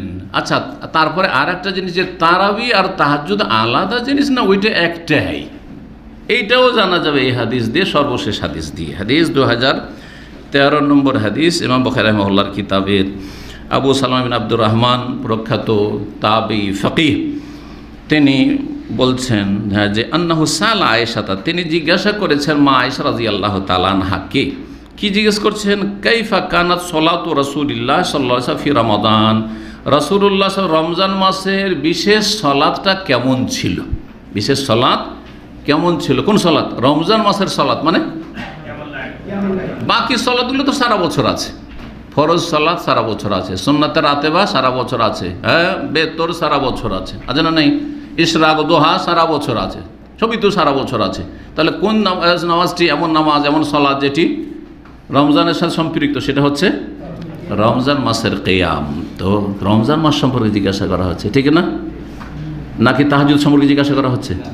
তাহাজ্জুদ সম্পর্কে জিজ্ঞাসা করেছেন, কারণ হানাফিরা বলছেন না এটা তাহাজ্জুদ, এই হাদিসটা হচ্ছে ইমাম বুখারীর তাহাজ্জুদ। আচ্ছা, ইমাম বুখারী এটাকে তাহাজ্জুদ বুঝেছেন না তারাবি বুঝেছেন? তারাবি বুঝেছেন না তাহাজ্জুদ বুঝেছেন? এটা আর একটা খণ্ডন হানাফিদের। দেখেন, ইমাম বুখারী যদি এটাকে তাহাজ্জুদ বুঝতেন তো তাহাজ্জুদের অধ্যায় নিয়ে আসতেন। কিসের অধ্যায় নিয়ে এসছেন? কিতাবু সলাতি তারাবি, এই পর্ব হচ্ছে তারাবির সালাতের। আর সর্বশেষ হাদিস হচ্ছে যে 11-র বেশি কখনো পড়েননি নবী সাল্লাল্লাহু আলাইহি ওয়াসাল্লাম। তাহলে ইমাম বুখারী কি বোঝাতে চাইছেন? যে তারাবি হচ্ছে 11 রাকাত, আর ওইটিরই কয়েকটি নাম আছে, আলাদা কোনো নামাজ তারাবি আর আবার তাহাজ্জুদ আলাদা, এমনটা নয়। আসলে এটা অবাস্তব কথা, ভুল কথা। তো জিজ্ঞেস করছেন আবু সালমা মা আয়েশা রাদিয়াল্লাহু তাআলা আনহাকে, আচ্ছা স্ত্রীর চাইতে বেশি কেউ জাননেওয়ালা আছে? কেউ আছে কার সম্পর্কে? এমনকি বাপ মা না জানতে পারে, বাপ মা ভাই বেরাদর না জানতে পারে যে আমি তাহাজ্জুদ পড়ি আর না পড়ি, ঠিক না? আর যদি পড়ি তো কতক্ষণ পড়ি, কেমন পড়ি, কোথায় পড়ি, সব খবর স্ত্রী আছে। কিন্তু বাড়িতে যদি থাকে তো স্ত্রীকে অবশ্যই খবর আছে, নাই? যারা একসাথে থাকছেন আর কি, আপনার প্রবাসে হয়তো এখানে তাহাজ্জুদ শুরু করেছেন, স্ত্রী নাও জানতে পারে, সেটা ভিন্ন বিষয়। কিন্তু আসল হচ্ছে যে স্বামী স্ত্রী একসাথে বসবাস করছেন, তো আপনার স্ত্রীর চাইতে বেশি আর কেউ জাননেওয়ালা। আর সেই স্ত্রী যদি আবার সবচেয়ে প্রিয়তমা স্ত্রী হয়, তাহলে তার সাথে সব কিছু শেয়ার হচ্ছে না? হচ্ছে না?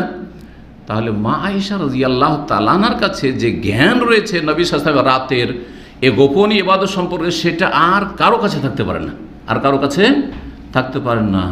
তো তাকে জিজ্ঞাসা করা হচ্ছে যে রমজান মাসে রাসূলুল্লাহ সাল্লাল্লাহু আলাইহি ওয়াসাল্লাম স্পেশাল সালাত, মানে এই তারাবি, তাহাজ্জুদ, কিয়ামুল লাইল, কিয়ামে রমাদান কেমন ছিল? ফাকালাত, মা আয়েশা বলেন, মা কানা ইয়াজিদু ফি রমাদানা ওয়ালা ফি গায়রিহি, রাসূলুল্লাহ সাল্লাল্লাহু আলাইহি ওয়াসাল্লাম রমজান মাসে হোক, ওয়ালা ফি গায়রিহি, অথবা অন্য কোনো মাসে হোক, গোটা বছর বেশি করতেন না। মা কানা করতেন না, ইয়াজিদ বেশি, এক একটা শব্দ শুনে নেন। মা কানা করতেন না, ইয়াজিদ বেশি, ফি রমাদান রমজানে, ওয়ালা ফি গায়রি অথবা অন্য কোনো মাসে, আলা ইহদা আশারাতা রাকাতান 11 রাকাতের চাইতে। 11 রাকাতের বেশি কখনো সালাত পড়তেন না রাসূলুল্লাহ সাল্লাল্লাহু আলাইহি সাল্লাম। কিন্তু 11 রাকাত সালাতের কোয়ালিটি এই আমাদের আধা ঘন্টারও কোয়ালিটি ছিল না, হ্যাঁ, আর 20 রাকাতও সংখ্যা ছিল না। বোঝা গেছে না? এই কোয়ালিটিও ছিল না আর এই কোয়ান্টিটিও ছিল না। 20 রাকাতওয়ালা যারা, এই 20 রাকাতও পড়েননি নবী সাল্লাল্লাহু আলাইহি ওয়াসাল্লাম, আর এই এত সংক্ষেপে পড়েননি যে আধা ঘন্টা 40 মিনিটের মধ্যে তাড়াতাড়ি শেষ করতে হবে, না হলে মসজিদ খুঁজবে। বর্তমান অবস্থা আশেপাশে সব খবর রাখে এলাকার মুসল্লিরা যে সবচাইতে সংক্ষেপে শর্ট তাড়াতাড়ি কোন জায়গায় হয়, ওই মসজিদের জায়গা পাওয়া যায় না।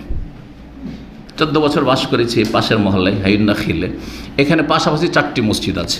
অর্থাৎ আমার বাসা থেকে যে কোনো 4টি মসজিদে গেলে 2 মিনিট, 3 মিনিট, 4 মিনিট, 5 মিনিট, মানে 4টা মসজিদে এইরকম আর কি। একটা মসজিদ 2 মিনিটে যাওয়া যাবে, আরেকটা 3 মিনিট লাগবে, আরেকটা 4 মিনিট, আরেকটা 5 মিনিট লাগবে। কথা বোঝা গেছে?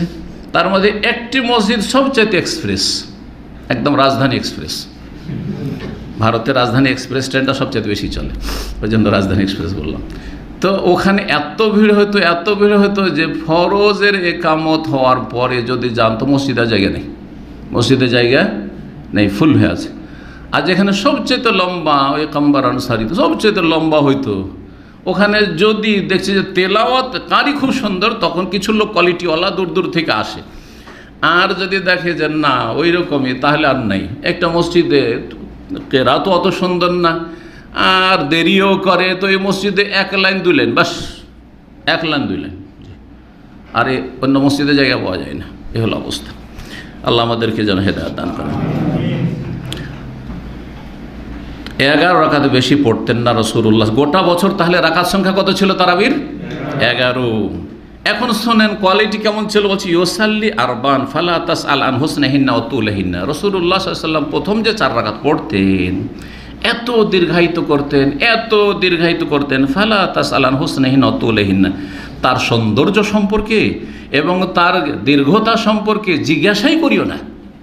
এটা হচ্ছে বাকভঙ্গি। আমরা বলি আরে বলিও না এর কথা, হয় ভালো বলতে গিয়ে অথবা খারাপ বলতে গিয়ে আমরা এই ভাষাটা প্রয়োগ করি।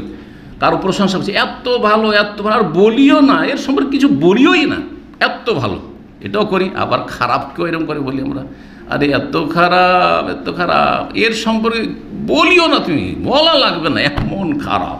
কথা বুঝে গেছেন? তো 2 ক্ষেত্রে কিন্তু এই আপনার এই যে অলংকার আর এই ভাষাটা আমরা প্রয়োগ করে থাকি। মায়েশা তাই বলছেন 4 রাকাত যে প্রথম পড়তে জিজ্ঞাসাই করিও না তার সৌন্দর্য সম্পর্কে এবং দীর্ঘতা সম্পর্কে, এত লম্বা করে পড়তেন, এত সুন্দর পড়তেন।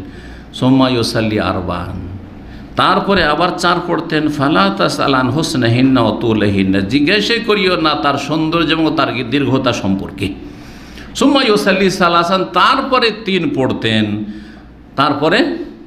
পড়তেন। ফাকুলতু ইয়া রাসূলুল্লাহ, তখন আমি বললাম, মায়েশা বলছেন যে হে আল্লাহ রাসূল, আতানামু ক্বাবলা আন তুতিরা, আপনি বেতর না পড়ে ঘুমিয়ে যাচ্ছেন, বেতর না পড়ে আপনি ঘুমিয়ে যাচ্ছেন। কালা ইয়া আয়েশা, হে আয়েশা শোনো, ইন্না আইনাইয়া তানামান, আমার 2 চোখ শুধু ঘুমায়, ওয়ালা ইয়ানামু কলবি, কিন্তু আমার হৃদয় কলব ঘুমায় না। নবী সাল্লাল্লাহু আলাইহি ওয়াসাল্লাম এটি খুসুসিয়াত, বৈশিষ্ট্য, যেটা কোনো মানুষের নেই। আমাদের যখন চোখ ঘুমিয়ে যায় তখন শরীরের অঙ্গ প্রত্যঙ্গগুলি সব অসাড় হয়ে যায়, ঘুমিয়ে যায়, আর যেটাকে আখুল মত বলা হয়েছে, মৃত্যুর ভাই, মৃত্যুর সদৃশ্য। আর তারপরে অচেতন, নাক ডাকছে, নিজের খবর নিজে রাখেন না। যদি আপনার বিবি সাহেবের রেকর্ড করে রেখে দেয়, পরে শোনায়, তখন বিশ্বাস করুন, নাহলে বিশ্বাসই করবেন না। যাদের প্রথম নাক ডাকা শুরু হয়েছে বিশ্বাসই করবেন না আপনি। কিন্তু রেকর্ড করে, আমার এই আলোচনা যদি কারো ওয়াইফ শোনে আর যদি নাক ডাকা পার্টি হন, তাহলে রেকর্ড করে মানে পরে শোনাইবে যে তুমি কত ডিস্টার্ব করো। দেখো, এমনও মহিলা আছে ও স্বামীর কাছে ঘুমাইতে পারেন না, ওর নাক ডাকার কারণে আর এক রুমে গিয়ে ঘুমায়, এরকম আছে। এর বিপরীতও থাকতে পারে। তো মানুষের হাতে না। আমাদের যদি এমনটা কিছু হয় তাহলে আমরা অচেতন, কোনো খবর রাখি না, কারণ আমাদের চোখও ঘুমায়, অঙ্গ প্রত্যঙ্গ ঘুমায়, আমাদের কলবও ঘুমায়, মানে উপলব্ধি শক্তি থাকে না ঘুমের অবস্থায়, ঠিক না? পক্ষান্তর রাসূলুল্লাহ সাল্লাল্লাহু আলাইহি ওয়াসাল্লামের শরীর অঙ্গ প্রত্যঙ্গ ঘুমায়, তো চোখ ঘুমাচ্ছে, মানে বিশ্রামের প্রয়োজন, চোখের বিশ্রামের প্রয়োজন আছে, শরীরের বিশ্রামের প্রয়োজন আছে, ও বিশ্রামটা হয়ে যাচ্ছে, কিন্তু কলবে যে উপলব্ধি করা কি ঘটছে না ঘটছে, কি হচ্ছে না হচ্ছে, পুরো সব কিছু উপলব্ধি করতে রাসূলুল্লাহ সাল্লাল্লাহু আলাইহি সাল্লাম। কেন আল্লাহ এই খুসুসিয়াত, এই বৈশিষ্ট্য নবীর সঙ্গে দিয়েছিলেন যেটা কাউকে দেননি? এই জন্য এই যে ঘুমের অবস্থাতে বহু সময় ওহী আসতো এবং আম্বিয়াদের স্বপ্ন হচ্ছে ওহী। গভীর ঘুমে যদি থাকেন আর কলবটাও যদি ঘুমিয়ে যায়, তাহলে ওহীগুলো তো পুরোপুরি আয়ত্ত করা যাবে না, মিস হয়ে যাবে। এমনটা যাতে না হয়, এর উদাহরণ আপনাকে বোঝাচ্ছি। স্বপ্ন দেখি আমরা, কখনো কখনো স্বপ্নটা একদম পুরোপুরি মনে থাকে, আর কখনো কোনো স্বপ্ন পুরো মনে থাকে না, নিজের স্বপ্ন নিজে ভুলে যান। অনেক সময় আমরা বলি যে আজকে একটা খুব চমৎকার স্বপ্ন দেখেছি, কিন্তু পুরো স্বপ্নটা মনে নেই, ভুলে গেছি। পুরো ঘটনাটা কিন্তু আর মনে থাকেন না, কিছুটা মনে আছে যে খুব মজা লেগেছে, স্বপ্নটা দেখতে খুব মজা লেগেছে, কিন্তু বুঝতে পারছেন না যে আরও কী হলো, কিচ্ছু বুঝেন না, ঠিক না? কারণ আপনার কলব উপলব্ধি করতে পারেনি। কিন্তু হয়তো এমন ঘুমের সময় ছিলেন, কিন্তু কখনো কখনো কি থাকে, পেট খালি থাকে, ঘুম হালকা থাকে, আর এটা শেষ রাতে হয়। প্রথম রাতে তো পেট ভর্তি আছে, আর ঘুমটা গভীরভাবে এসেছে, ক্লান্তির পরে এসেছে, যার পর প্রথম রাতের স্বপ্নগুলি অনেক সময় কী হয়ে যায়, মানে কি দেখেছেন আর কি বলছেন হয়তো আপনি ঠিক করে বলতে পারছেন না। শেষ রাতে পেট খালি, শরীর আরাম পেয়ে গেছে, ঘুমটাও হালকা হয়ে আছে, ওই সময়ের স্বপ্নের তাবির এই জন্য বেশি ভালো হয়। কারণ ওই সময় যে স্বপ্নটা আপনি বয়ান করছেন, যে আপনার স্বপ্নের তাবির করবে বিবরণদাতা তার সামনে, সেটা আপনি সুন্দরভাবে উপস্থাপন করতে পারছেন। জি, এটা হচ্ছে রহস্য। তো যাই হোক, আসল কথার দিকে ফিরে আসি। নবী সাল্লাল্লাহু আলাইহি ওয়াসাল্লাম বেতর রেখে দিতেন, এইটাই হচ্ছে সুন্নাত। যেই ব্যক্তি নিশ্চিত যে আমি উঠবো, বদ্ধপরিকর যে আমি তাহাজ্জুদ পড়তে উঠবো, সেই ব্যক্তি কি করবে? বেতর রেখে দেবে, এটি হচ্ছে উত্তম। কিন্তু কেউ যদি দেখে যে না আমি বেশিরভাগই উঠতে পারি না, তাহলে বেতর রাখা ঠিক নয়। বেতরটা পড়ে নেবে, তারপরে শুয়ে যাবে। মাঝে মধ্যে উঠতে পারলো, যখন উঠতে পারলো জোড়া জোড়া পড়বে, আর বেতর পড়বে না। কারণ নবী সাল্লাল্লাহু আলাইহি ওয়াসাল্লাম হাদিসে রয়েছে লা ইতরানা ফি লাইলা, এক রাতে দুইবার বেতর নেই। সুতরাং জোড়া জোড়া 8 রাকাত, 10 রাকাত, 6 রাকাত, 4 রাকাত এইভাবে পড়ে নেবেন। জি, তো এই ছিল হাদিস। এখন এই হাদিস থেকে অনেকে মনে করে, বা কেউ মনে করে যে 4 রাকাত করে তারাবি পড়া যাবে, 4 রাকাত করে তারাবি পড়া যাবে। এটা ভুল বুঝেছে। মা আয়েশা বলছে ইউসাল্লি আরবান, 4 পড়তেন। এখান থেকে ভেবেছে যে ওই 4 এক সালামে 4 পড়তেন, কিন্তু এই কথা আছে নাকি এতে? প্রথম 4-এর কোয়ালিটি এরকম ছিল, তারপরের 4-এর এই কোয়ালিটি ছিল, এইটা বর্ণনা করা হয়েছে। কিন্তু এখানে তো এটা বলা হয়নি যে 4 রাকাত এক সালামে পড়েছেন। কারণ ইন্ডিয়া বাংলাদেশ আমি দেখেছি এরকম কোনো মসজিদে দেখি যে 4 রাকাত তারাই পড়ছে একসাথে, এক সালামে 4 রাকাত এক সালামে পড়ছে না। কারণ নবী সাল্লাল্লাহু আলাইহি ওয়াসাল্লাম বলছে সালাতুল লাইলি মাসনা, বিশেষ করে রাতের কথা এসছে। অন্য হাদিসে তো দিনের কথা হয়েছে, সালাতুল লাইলি ওয়ান নাহার, মাসনা দিন রাতের নফল সুন্নাত নামাজ তোমরা কি পড়ো? 2 করে পড়ো।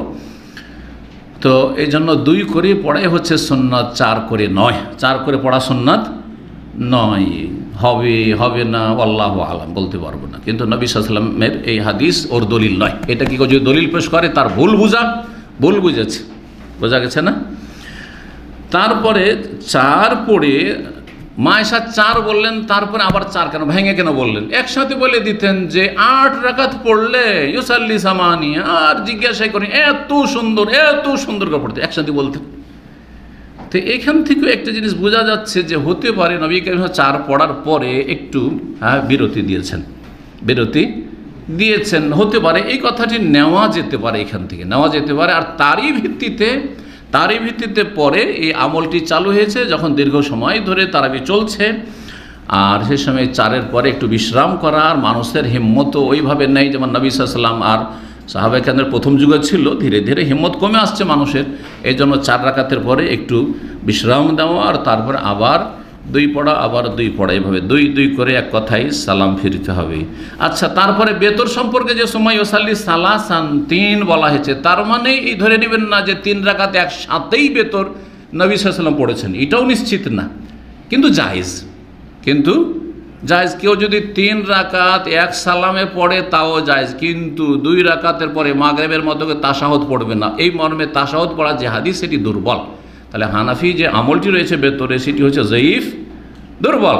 কথা বুঝতে পেরেছেন? আর সহিহ হচ্ছে 3 যদি পড়েন তো মাঝখানে কোনো তাশাহুদ না, এক পড়লেন, দুই পড়লেন, সরাসরি উঠে গেলেন, তিন পড়লেন, একসাথে এক সালামে তিন পড়বেন, এটাও করতে পারেন।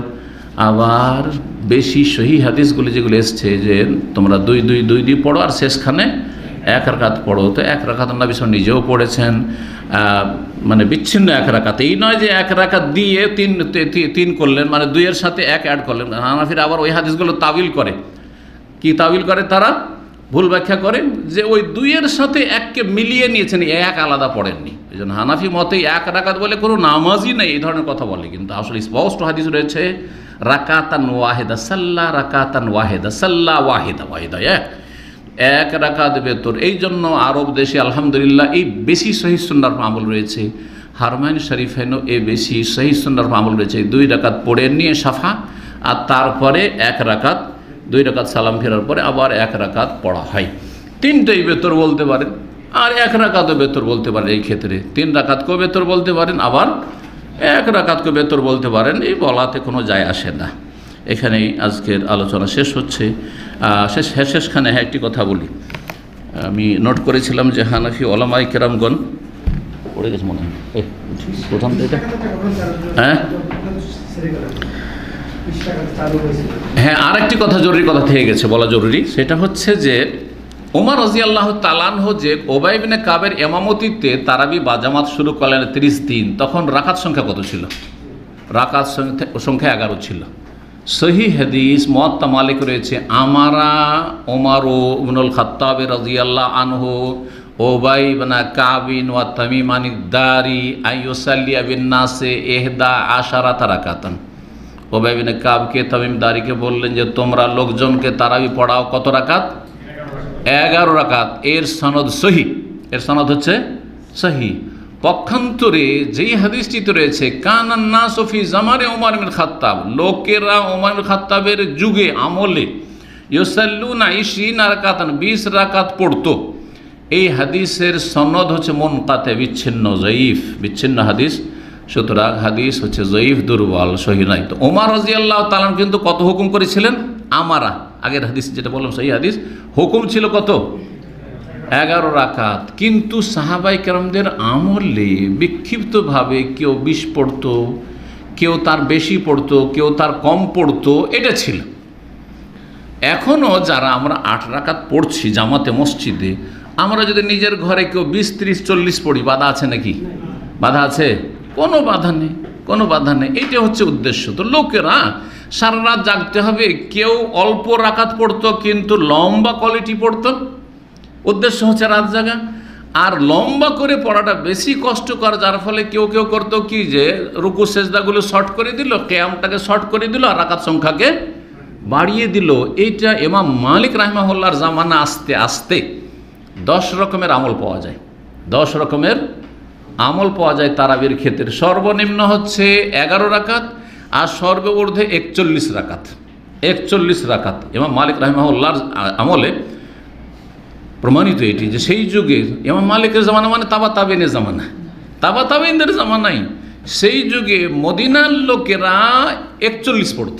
মদিনার লোকেরা কী করতো? কারণ রাকাত সংখ্যা বাড়ানো জায়েজ। যদি 100 পড়ে তো জায়েজ না, 101ও যদি কেউ পড়ে জায়েজ না। 100 পড়লো, তারপরে 1 রাকাত বেতর পড়ে নিল। কোনোদিন 80 পড়লো, দিয়ে 1 রাকাত বেতর পড়লো, জায়েজ কিনা? ওই রকমই। তো সর্বঊর্ধ্বে 41-এর আমল পাওয়া যায় 10 রকমের আমলের মধ্যে। আর কখনো কখনো 37 পড়তো, 35 পড়তো, 33 পড়তো, 31 পড়তো, 25 পড়তো, 23 পড়তো, 21 পড়তো, 11ও পড়তো, আবার 13ও পড়তো।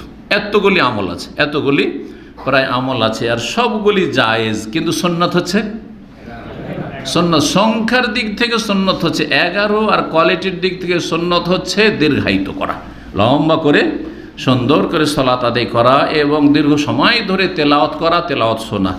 এখানে আজকের আলোচনা শেষ করছি। ওয়া সাল্লাল্লাহু ওয়া সাল্লাম আলা নবিয়ানা মুহাম্মদ ওয়া আলা আলিহি ওয়া সাহবিহি আজমাইন। একটি জিনিস থেকেছে বারবার করে আপনাদের জন্য নোট করেছিলাম যে হানাফি ওলামারা যারা বলেছে যে তারাবি আর তাহাজ্জুদ একই জিনিস, আর তারাবির সংখ্যা হচ্ছে 11 রাকাত, তারাবির সংখ্যা হচ্ছে 11 রাকাত, তাদের প্রখ্যাত ইমাম ইবনুল হুমাম ফথুল কাদির হেদায়া, যে সবচেয়ে বড় হানাফি কিতাব, এই হানাফি কিতাবের শারহা মানে ভাষ্য, সবচেয়ে ভালো ভাষ্য এটি, এর প্রথম খণ্ড 333 পৃষ্ঠায় আলোচনা করেছেন যে তারাবি সংখ্যা হচ্ছে 11 রাকাত। ইমাম জাইলাই মেসর বা সুডানের ইমাম ছিলেন উনি, কিন্তু হানাফি মজহাবের। তার কিতাব রয়েছে নাসবুর রায়া ফি তাখরিজে হাদিসিল হেদায়ার যে হাদিসগুলি রয়েছে সেগুলির তিনি তাখরিজ করেছেন তার 493 পৃষ্ঠা। এই কিতাব আমার কাছে আছে এক খণ্ডে, আমাদের হাদিস ফ্যাকাল্টিতে এই কিতাবটি দিয়েছিল, কারণ হাদিসের সাথে সম্পৃক্ত যেহেতু হাদিসের তাখরিজ। 493 পৃষ্ঠায় তিনিও বলেছেন যে তারাবি হচ্ছে 11 রাকাত। ইমাম বদরুদ্দিন আইনি উমদাতুল কারি, সহিহ বুখারীর প্রসিদ্ধ ভাষ্য হানাফিদের কাছে, সবচেয়ে ভালো ভাষ্য হানাফিদের কাছে হচ্ছে উমদাতুল কারি ইমাম আইনির। আর হাফেজ ইবনে হাজার রহমতুল্লাহ যেহেতু শাফি মাসলাকের ছিলেন সেজন্য সেটাকে তারা প্রাধান্য দেয় না, কিন্তু আগে ফতুল বারি লেখা হয়েছে, ফতুল বারি সবচেয়ে ভালো সারহা। তো তার পঞ্চম খণ্ড 359 পৃষ্ঠায় হানাফি ইমাম মুহাদ্দিস ইমাম আইনি তিনি 11 রাকাতকে সুন্নাত বলেছেন, এবং তারাবি তাহাজ্জুদ একই জিনিস। ইমাম সিন্ধি, মোহাম্মদ হায়াত সিন্ধি, তিনি তিরমিজির শারহ, তিরমিজির ভাষ্য করেছেন, আবু দাউদ ভাষ্য করেছেন, ইবনে মাজার ভাষ্য করেছেন, নাসাইর ভাষ্য করেছেন। নাসাইর ভাষ্যটা টিকাটা আমাদের দেশে দেওবন্দ থেকে ছাপে বা পাকিস্তান থেকে ছাপে পাওয়া যায় ওইটা।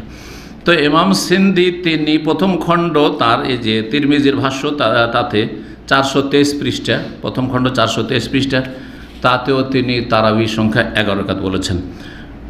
হানাফিদের ইবনে তাইমিয়া, ইমাম ইবনে তাইমিয়া যেমন অন্যদের কাছে মুজাদ্দিদ এবং বড়ই মানে অসাধারণ অলৌকিক স্মৃতিশক্তির